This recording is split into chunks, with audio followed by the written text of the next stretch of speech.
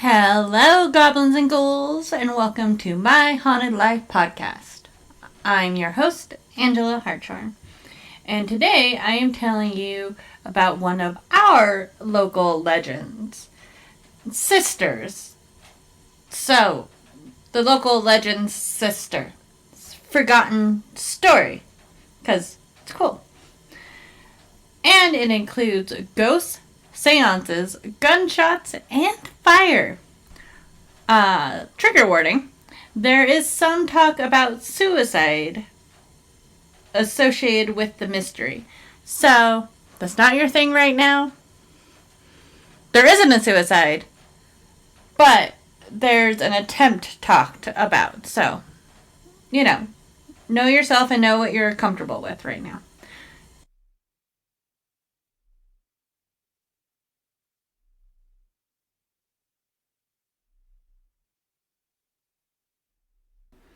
Good morning, my sexy darklings, my creatures of the night, my lovers of all things spooky. I have missed you guys so much. It's not even funny. This fall just got absolutely batshit crazy on me. So, sorry about the late podcast, but I have learned that I need to give myself space during my busy time or I will lose my mind. So, it's the dark of the year. It's still spooky season. It's forever spooky season. It's okay. That being said, I have a ton of researched podcasts that just need to be written and recorded. So, there is a lot of new episodes on the way. I'm going to keep the housekeeping short since, honestly, I don't really have a whole lot to report. If you are following my other business, Heart and Horn, you will have seen my Oddities and Curiosities traveling schedule for next year, which means new cities and new ghost stories. I'm very excited.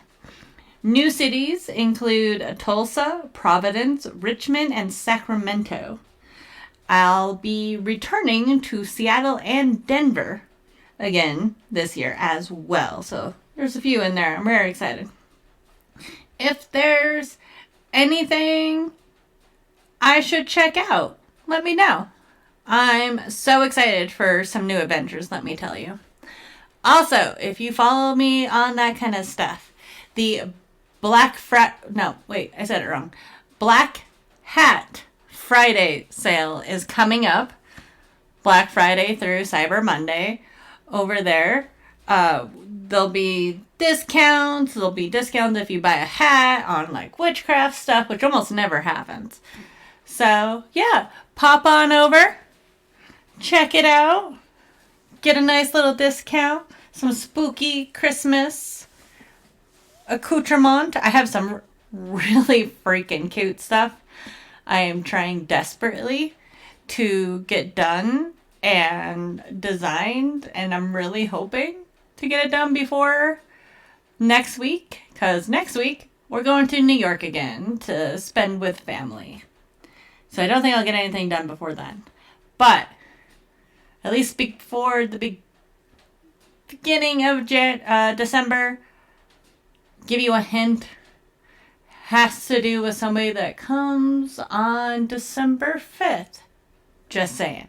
So keep an eye out over there. If you don't follow that page, follow Heart and Horn. That's me. Where am I? Also, I have decided for my own mental health to switch new episodes to the first and third Thursdays of the month. Although, with this podcast, this episode, I already failed at that because I went down. I should have really counted how many rabbit holes I went down for this one. There were a lot. And I just kept finding new things. And I think it was really exciting because it was a local legend, a story I thought I knew very well. I was very wrong. So that was really fun for me the last few weeks. I picked the story because I thought it'd be a nice, quick story. It ended up not being one. This is possibly one of the longest podcasts I've done in a long time. So, anyways, first and third, or in this case, third, I'll try to get back with something on the 5th Thursday, because that's apparently, there's apparently 5 Thursdays this month. So we'll see. I'm going to fill in the gap weeks with little spooky snippets here and there. So that way you're not missing something. You'll still get something every week from me. So, you know me. I much prefer to bring y'all quality instead of quantity. So I hope you guys feel that way about this one, because I had so much fun with this one. That being said, I think that's it for housekeeping. So that's cool. Yeah. On this week's episode, I am telling you the harrowing tale of Alice Crawford Snow. There's a pretty good chance you have never heard of her. Now, if you are from the same area of Colorado that I am in, you have probably heard of her sister, Emma Crawford, the namesake of the Manitou Springs Coffin Races. I'm seeing like some of you go, oh yeah, that makes sense. Her. Alice was your classic Victorian spiritualist. And we always love those over here. With her own spooky story that almost took her life. I know, vague as hell, but it's good. And we are talking about the theories behind that mystery.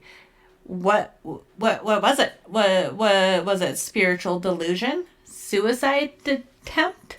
Or demonic possession?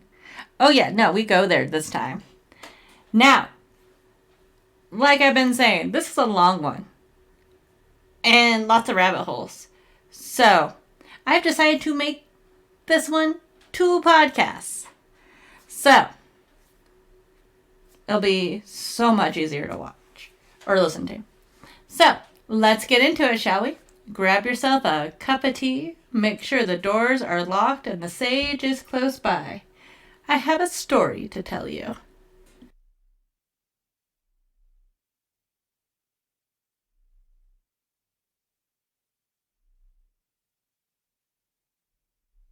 A snippet from the Los Angeles Times, February 17th, 1910.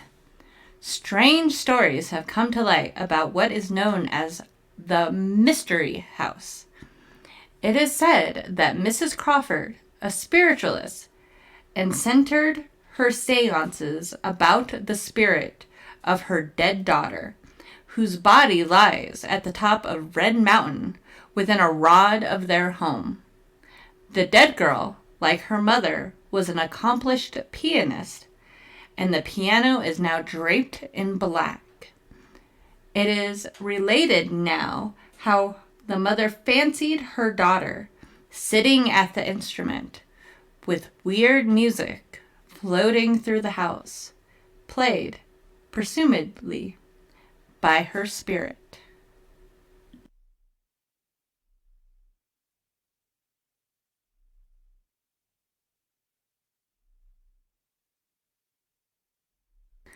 I first heard this story only last year on the Colorado Haunted History page on Facebook. I had always heard that Redstone Castle is haunted. Something about a woman seeing a ghost and shooting at it and somehow setting her house on fire. Totally burying the lead there. I never knew it was Alice Crawford, the little sister of Emma Crawford, the biggest celebrity to come out of Manitou. I'll say it. Especially this time of year, it's a big deal. I was going to just focus on Alice, since I feel like I have talked about Emma before. I think episode 3 of the podcast, for God's sakes, all the way back when. But Their stories are so interlinked. And their deaths, which is why I think they still haunt the area together. And why I can't tell this tale without the other. A lot of my information about Alice's early life came from the Emma Crawford Festival website, which got their information from an essay titled Phantoms in the Archives, Unlocking a Manitou Springs Mystery, written by Katie Rudolph and used with permission of the Pikes Peak Library District. So, Emma Crawford was born March 24th, 1863. And a few years later, Alice Gertrude Crawford was born to Nathan W. and Jeanette Webster Crawford on August 14th, 1866, in Springfield, Massachusetts. I'm not sure what happened to Mr. Crawford. I'm assuming he died fairly early on. But this is honestly the only time he's in the story. That's it. He's mentioned one other time, but that's an obituary later on. So, Jeanette Crawford, the mother, usually referred to as Madame Jeanette in the newspaper society pages, was a talented pianist and organist who trained at the prestigious Leipzig Conservatory, now the University of Music and Theater in Leipzig. It's in Germany. Somebody's probably yelling at me right now. I'm sorry. Both of the daughters pursued the arts as well. According to an article, Emma had acquired her masterly control of the piano from spirit instruction and is said to have never taken a lesson from mortal hands in her life. Now, I have a feeling that Mrs. Crawford had a big part in that. Not only the piano, but the ghost part. Mama Crawford not only was a performer, but was also a piano teacher and a huge spiritualist. So, I think she might have had a hand in the branding there as well. Alice was also a talented musician, but she seemed to thrive more in theater performances. A lot of the articles I found reported her stage performances and dramatic readings, accompanied usually by her mother on piano. I started to think that Mrs. Crawford might have been a bit of a stage mom, which probably led Alice to have some very strong ambitions for fame at a young age, which was actually reported on by the New York Times because Alice basically ran away from home to New York.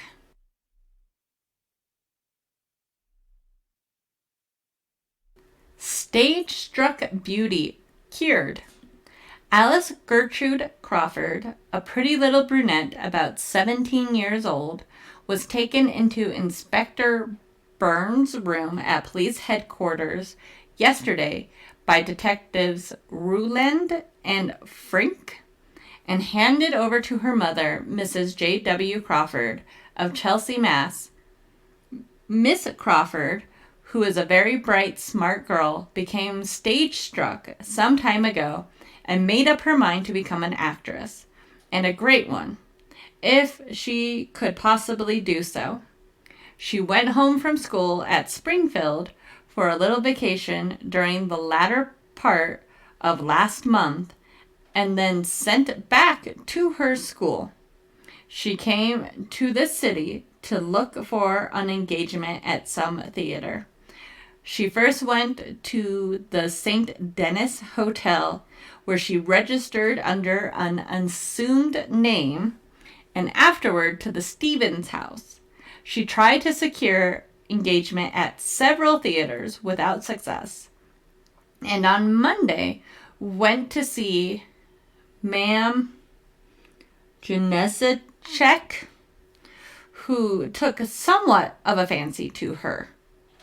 Yesterday morning, however, Mrs. Crawford reported the girl's disappearance to Inspector Burns, and the detectives found her at the Prospect House, 155th Street and 10th Avenue. She went with them willingly, and when shown her mother at headquarters, burst into tears and threw herself into her arms. Mother and daughter left last night for their home, where Mrs. Crawford is a music teacher.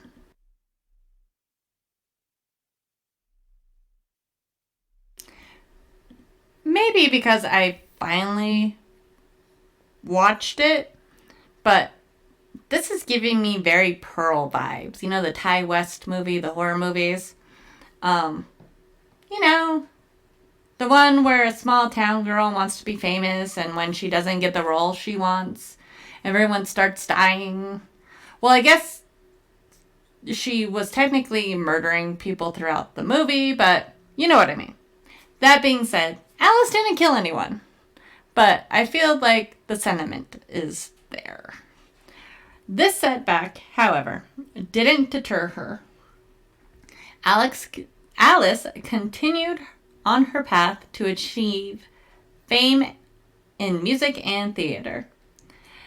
Emma, Alice's older sister, had had health issues since she was 7. They were pretty sure it was tuberculosis. I say pretty sure. I'm not sure if there was an actual diagnosis that I could find, and a lot of articles I found said things like presumably and probably. I'm assuming she was diagnosed, but everyone back then seemed to have tuberculosis, and like many others before her, she went west. Emma moved with her mother from Massachusetts to Manitou Springs, Colorado, around 1889, in the hope that the local mineral springs and the mountain air might be a cure for her illness. Alice continued pursuing her acting career. She started working at the Augustin Daly Company, who was a very big deal at the time.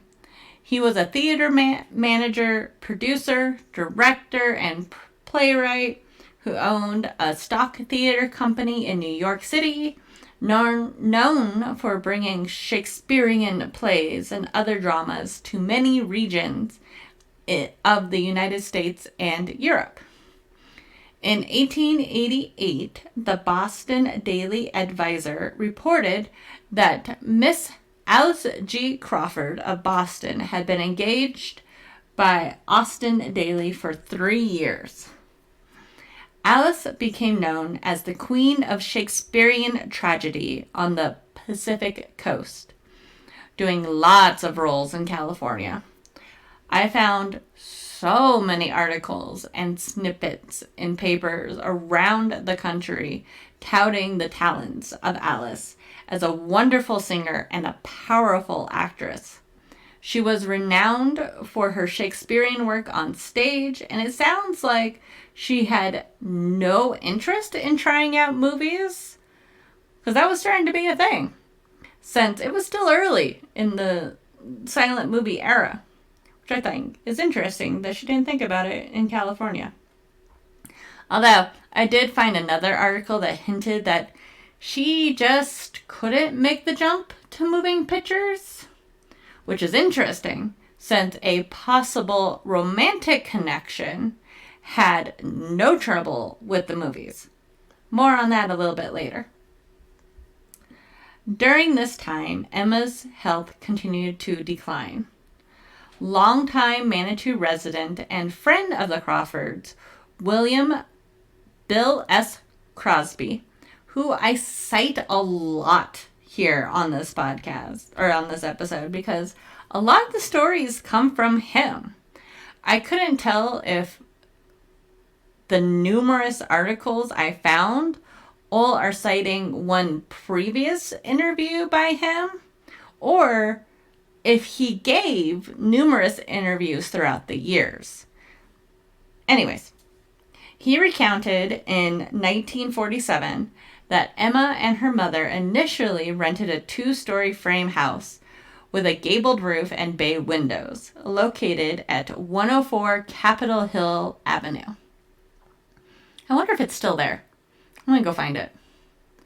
Emma ended up staying in Manitou in hopes of regaining her health in the fresh air and sunshine, while her mother traveled back and forth to see her sister Alice, sometimes paying her own gigs, usually out in California.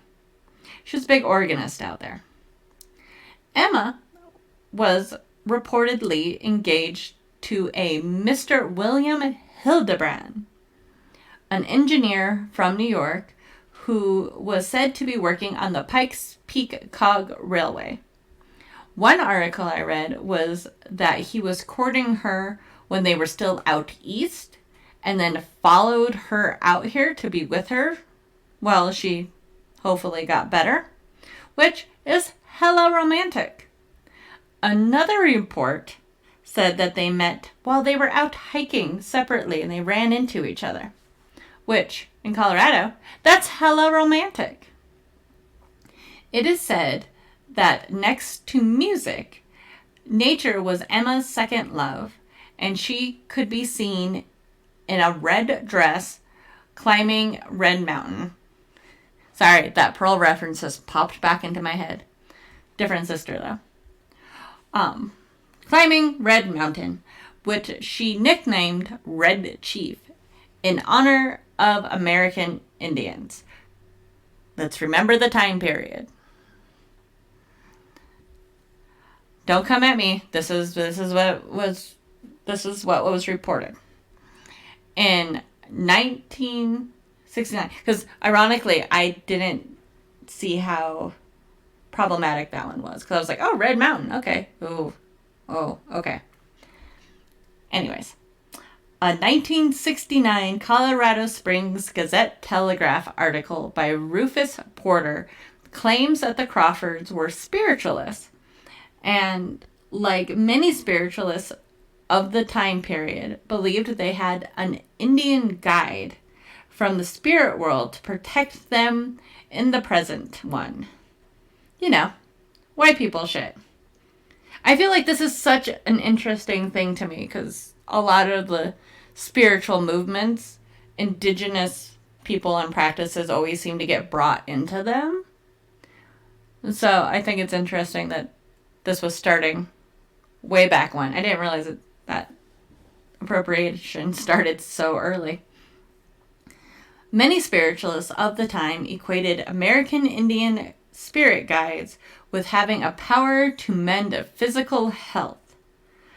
In the Porter article from 1969, the following anecdote is shared, more than likely coming from the 95-year-old Bill Crosby.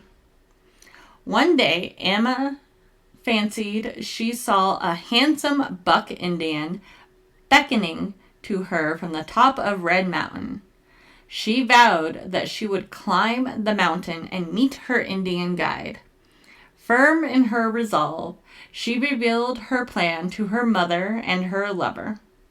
Both were opposed to such an ordeal, for the girl was in a delicate condition, as were all her friends and neighbors when they heard of it. But their pleadings were to no avail. She slipped off one day when her mother was teaching piano to a neighbor lady and climbed the mountain to the very top. She was very late getting back home, but no one would believe her when she told them where she had been. I did so climb it, she said. I tied my scarf to a little pinyon tree on the summit. I have decided that I will be buried beneath that tree. Crosby reported that he climbed Red Mountain the following day and found Emma's scarf tied to a tree, along with her footprints at the summit of Red Mountain, that Emma wished to be buried. She made sure to tell Hildebrand all the specifics. Emma's obituary reports that she had a horror of cemeteries, formalities, and anything low and gloomy, and even in death, and wished to be carried high to sunshine and pure air.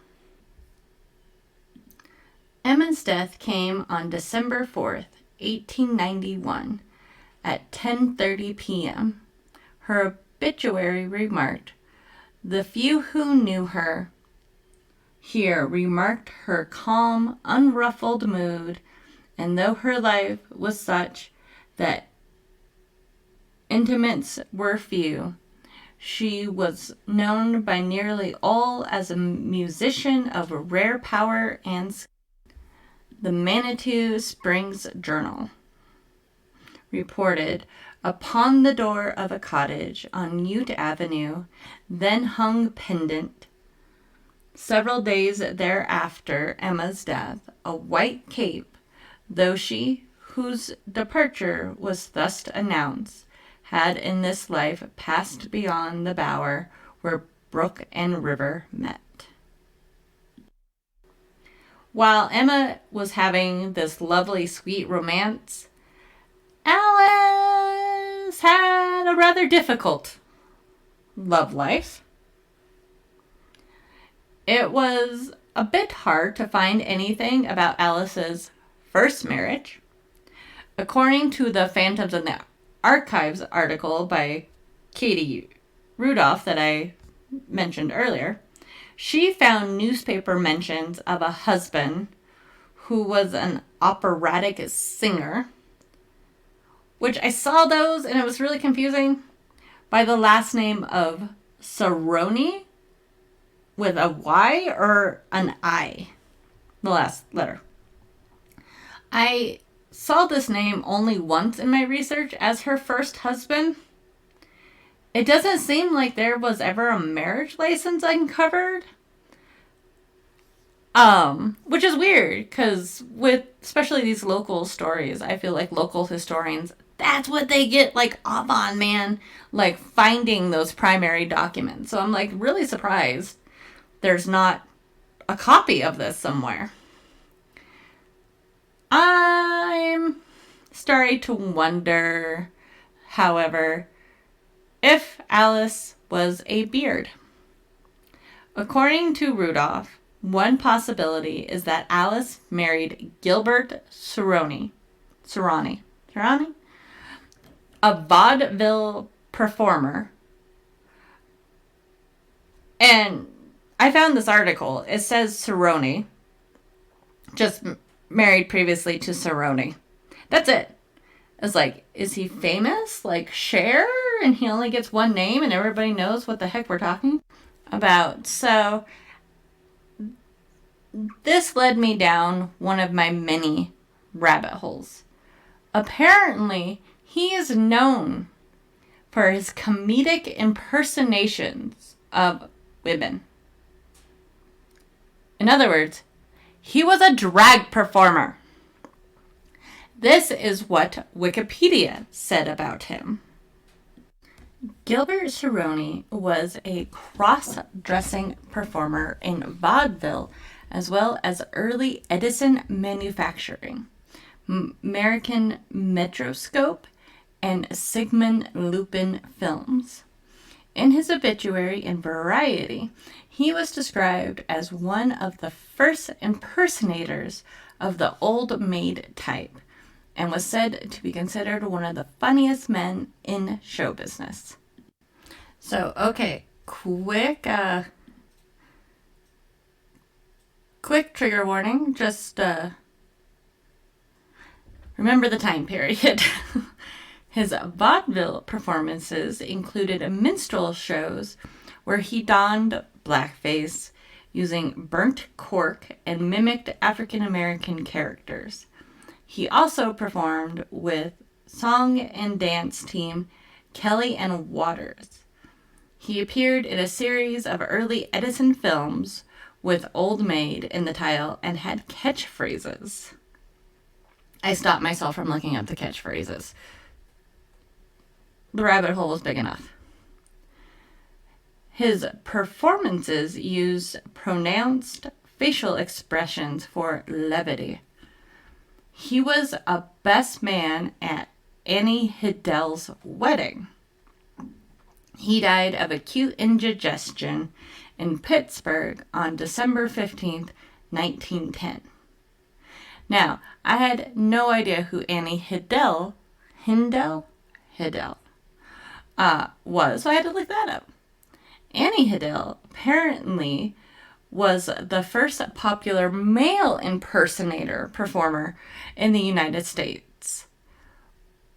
So I'm like, it's a bunch of kings and queens hanging out, and I love that. Turn of the century kings and queens. Love it. Now, she married multiple times. So I'm not 100% sure which marriage Gilbert would have been best man for. But it seems like Gilbert's and Alice's relationship would have been in the late 1890s-ish. Annie married Annie Ryan in 1886.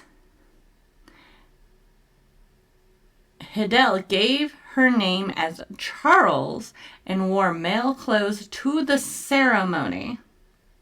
So, she's marrying women. We have a lesbian. I love it. Turn of the century. They were good friends. Actually, no, they were married. We have, official proof of it. Hiddell remarried after Ryan died in 1891 to another young woman named Louise Spagnell. So, who knows? Maybe there wasn't a marriage license found by researchers between Alice and Gilbert because there wasn't any. I also never found anything about an official divorce. Maybe Alice was just a beard, or, maybe she's out there living that lesbian, bohemian, poly lifestyle. All for it. It could be also that there was nothing official because there wasn't anything official. She was a high society gal. Maybe they just lied and said she got married. I don't know.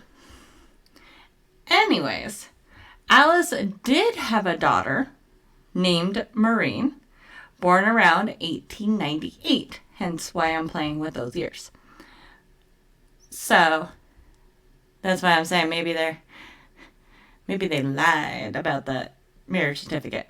Anyways, Alice returned to live and work in Massachusetts in the 1890s as a newspaper reported that she dramatized Mrs. Ella Wilcox's romantic poem, Maureen. I'm wondering if that's where she got her daughter's name.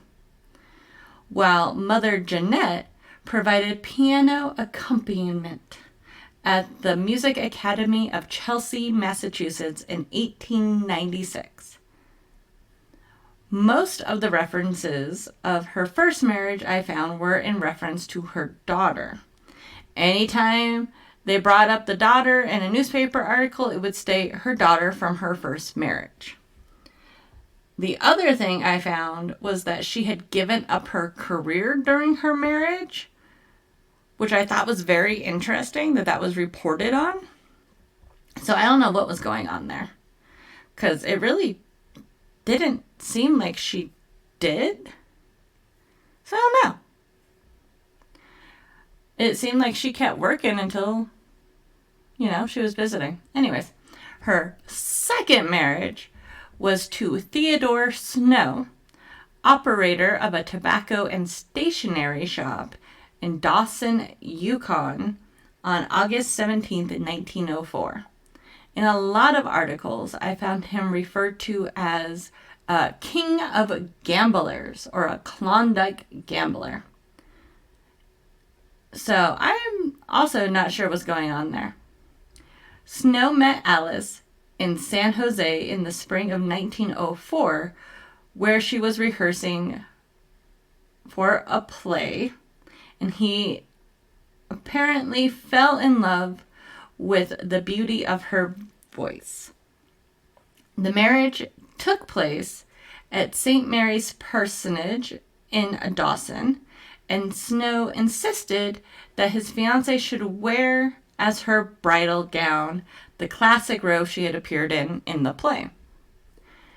It was reported that the Snows would live in Dawson only until large business interests there could be disposed of. After that, they planned to make their home in Southern California. That apparently never happened. According to Benjamin F. Craig, it's hard to say, a postal worker in Dawson City who kept a list of people who had left the Klondike. Like, I guess you don't have much to do up there. You're just monitoring who's there and who's not. In June of 1905, he reported that Maureen and Alice Snow departed without Theodore. It sounds like she either got sick of waiting for him or realized it was just never going to happen that they moved to California. So Alice was once again a single mother. She returned to her family. By September 15th, 1905, only a couple months after she left her husband, Alice was performing again in California, so she didn't let this momentary setback stop her. She was singing and performing on stages. One recital was listed at the First Unitarian Church in Oakland, California, alongside her pianist mother.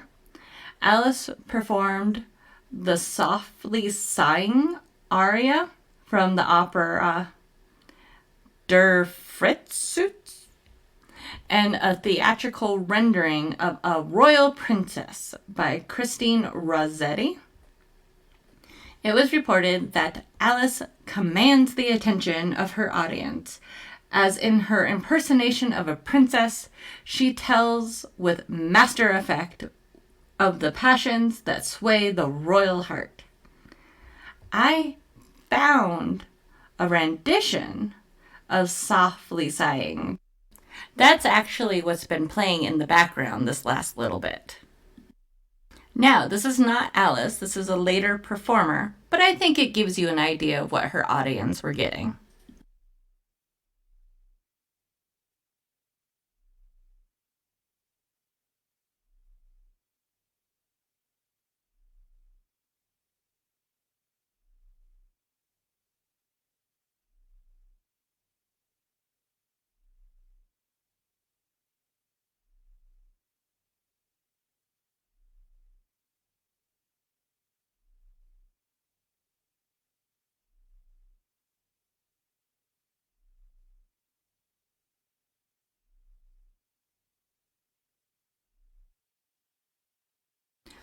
By 1908, Alice and her mother were listed as living at 137 Ute Avenue, back in Manitou Springs, Colorado. Now, remember, Emma had passed in 1891, and that was their connection to this area. She had been gone about 17 years at this point. These women had lives elsewhere, especially in California, where Alice was acting and her mother was still playing piano for recitals and churches. But something just kept bringing them back here. Well, that something was Emma. Madame Jeanette and Alice did continue to play and sing together for some time around Manitou, but that wasn't their only hobby. Right after this, I'll be back with the Crawfords' other pastime, spiritualism and seances. This is where things get a bit weird and extra fun.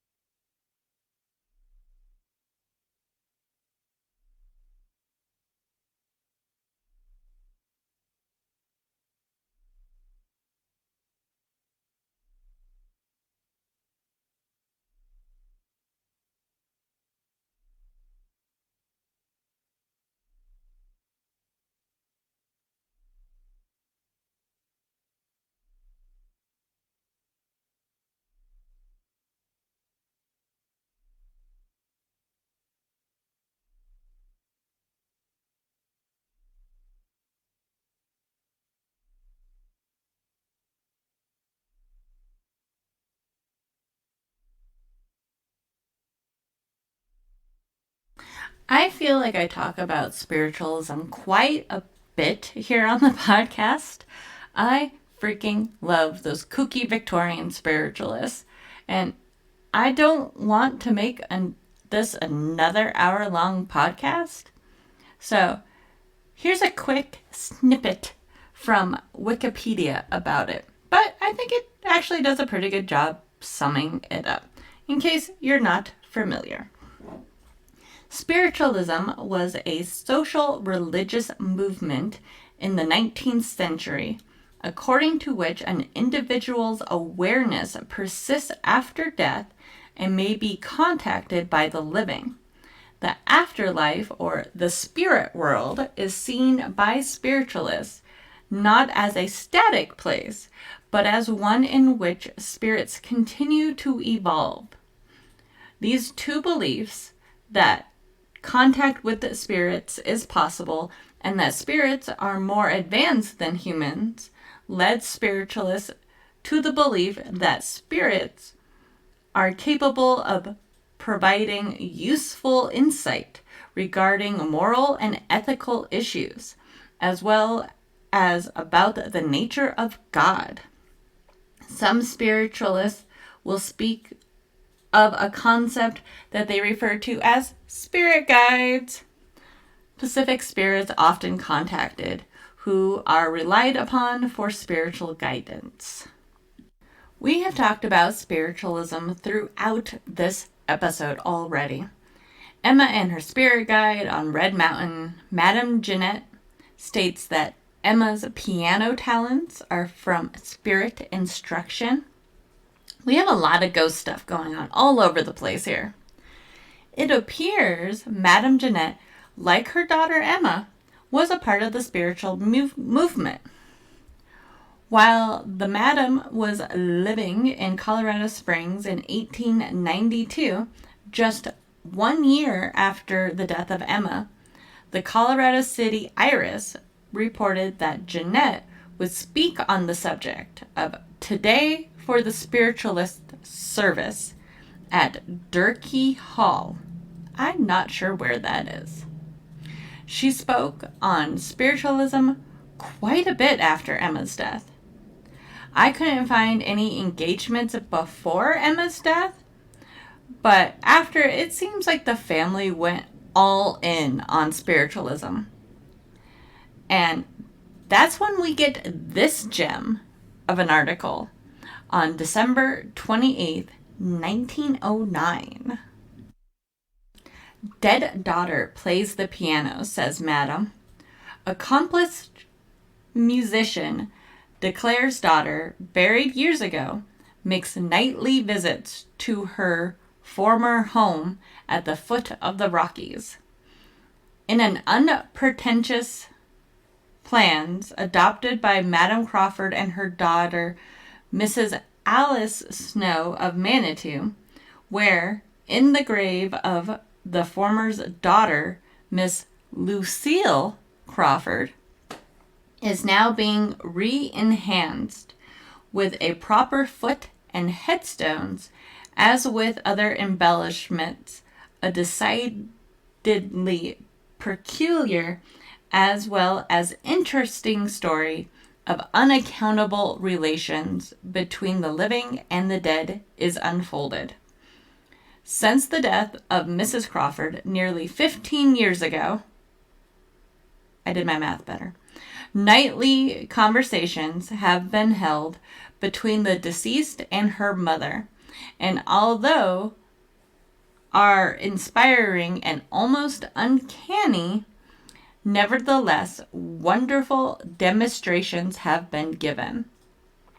As regular as the evening shadows fall, the spirit of the dead girl, according to the assertions of her mother, appears at the Redstone Mansion at the foot of Iron Mountain, at the top, which is located the grave. 3 years ago, the mother, after a trip along the Pacific coast, returned to the Redstone Mansion, eager to once again engage in conversation with her deceased daughter.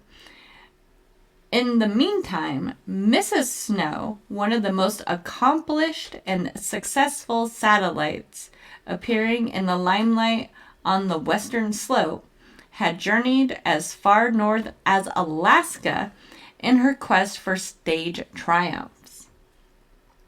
And she was successful to a marked degree. Mrs. Snow, after considerable correspondence with her mother, gave up the stage, despite her many flattering offers, with the understanding with her mother that the two should once more take up the residence in the Redstone Mansion and enjoy their nightly conversations with the dead. That Madame Crawford is also decidedly talented is known to all the music-loving public of Manitou and Colorado Springs, inasmuch she quite regularly gives pleasing piano recitals.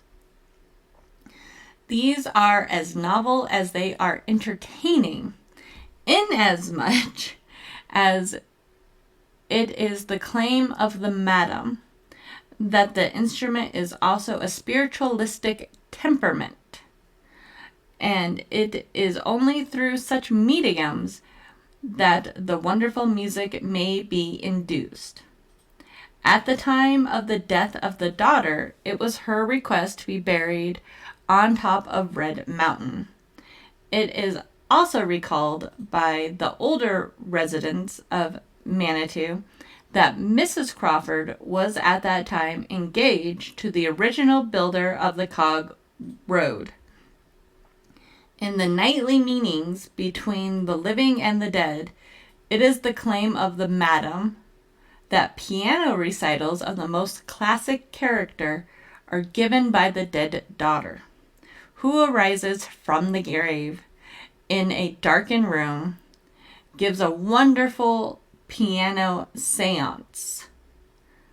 While no one has ever been present at these musical seances, nevertheless, the madam claims that such are a regular feature of the seances held between the living and the dead in the little red house at the foot of the Rockies. Madame Crawford leaves today for Southern California, where she will again take up her position as an organist at one of the biggest churches in Los Angeles. So there's a lot to unpack there. The first thing that stuck out to me with this article is just the drama here. Perhaps because of all of this, Redstone Castle became known as the Haunted House, even in 1910. Also, it's a really hard article to read. And then it also says that Alice gave up the stage? What? That is what she had strived for her entire life, and she was just giving it up. I also find it interesting that her mother left for work, though. Like, she took off to do her own thing.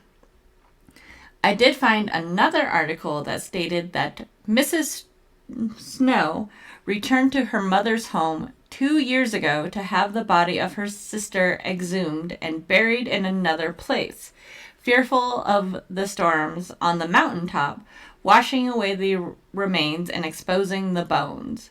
The sister had the body disinterred, and it now lies buried in a more secure place. So, from all accounts, she was here taking care of her sister. On February 11th, 1910, it was reported that Alice's daughter, Maureen, left Monday for San Jose, California, to spend the remainder of the winter with her grandmother, Mrs. J.W. Crawford, which, honestly, I don't blame her. It's a little bleak here that time of year. But I don't think anyone was prepared for the shit to hit the fan like it did. Just 3 days later, an article appeared in the Colorado Springs Gazette that I'm just going to read you a few snippets of right now. Woman is helpless in blazing bed. Shoots self in knee. Rescuer forces entrance into haunted house.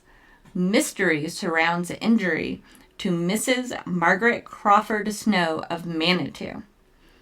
But for the timely visit and presence of mind of John T. White, a Colorado Springs attorney, Mrs. Margaret Crawford Snow, formerly an eminent dramatic reader, would probably have burned to death in bed yesterday afternoon in her home in the much talked of haunted house on Red Mountain, Manitou, just after she had accidentally shot herself through the knee with a .32 caliber Iver Johnson revolver. She will recover, but may be lamed for life if the kneecap is fractured. Attorney White had been requested by Mrs. Snow to call in regard to a proposed loan. When he approached the Snow residence at 5:10 o'clock, he found the doors locked and the window shades drawn. Greeted by the smell of smoke, he hurriedly entered through a window and found Mrs. Snow, helpless in bed and the bedclothes burning. She told him that she could not move as she had accidentally shot herself. Bundling up the bedclothes, Mr. White threw them out a window, and after learning that the woman was not burned, he summoned Dr. H.M. Ogilvy. So, that's one hell of a what the absolute hell happened. Like, there's a lot going on right there. And that is something we are going to have to go into in the next episode. Remember, I'm trying out the every 2 weeks for the big podcast, so you will have to wait a little. But I'll be back next week with a spooky snippet. So until then, my dears, my darklings, my creatures of the night, stay spooky. And don't burn to death in bed, please. Or, shoot yourself in the knee. That doesn't sound fun.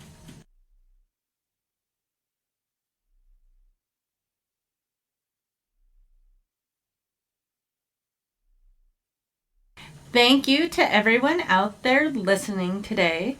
My Haunted Life podcast is written, researched, produced, edited, and hosted by me, Angela Hartshorn. All of my sources are in the show notes on my website at www.myhauntedlifepodcast.com and on the Patreon page. Make sure to subscribe on your favorite podcast app so you never miss an episode.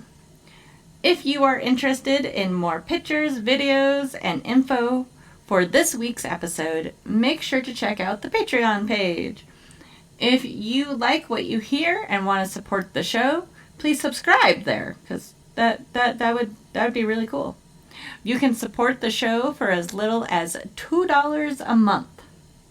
If you have any information about today's episode, like ghost stories, maybe you had an encounter with an indigenous spirit guide on top of Red Mountain, or maybe just, a different ghost story you want to tell me, email me at myhauntedlifepodcast@gmail.com. Or you can write me on Facebook, Instagram, TikTok, and now YouTube, which I'm having way too much fun with. I really am. All at My Haunted Life Podcast. While you're there, please like and follow and comment. It honestly makes my day. Also, let's not forget the podcast group on Facebook. We have a lot of fun over there. Lots of good ghosty memes. And make sure to tell your friends about it. Word of mouth goes a long way. Music is by Ghost Stories Incorporated, except for those extra special stuff. Those will be tagged in the show notes. So, stay spooky, my dears.